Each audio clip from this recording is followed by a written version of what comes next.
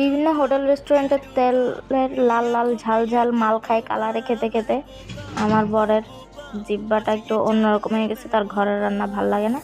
আজকে একদম তেল গাবিয়ে দিয়েছি। ও বলল যে খাসির পায়াগুলোকে রাত্রে রান্না করতে, আর এটা সকালে খাবে, একটু বাসি হলে ভালো লাগে, স্লো জাল দিয়ে করতে।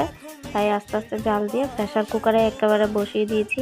একটু সয়াবিন তেল আর একটু সরষের তেল দিয়েছি। আমরা ভাই গরিব মানুষ, এতগুলো সরষের তেল অপচয় করা যাবে না। আর এই যে এখানে পেঁয়াজটা একটু ভালো করে ভেজে সব কিছু বলতে হলুদ লবণ মরিচ মশলাগুলো মাখিয়ে জিরার গুঁড়া, বেশি কিছু দিইনি। এখানে দিয়ে দিয়েছি তেজপাতা, কাঁচামরিচ, দারচিনি, এলাচ, এইসব দিয়ে একটু পানি দিয়ে মশলাটা এই যে প্রেসার কুকারে বসিয়ে দিলাম। ব্যাস হয়ে গেল। কেমন হয়েছে জানাবেন আপনারা। আমাদের কিন্তু খেতে খুবই ভালো লেগেছে।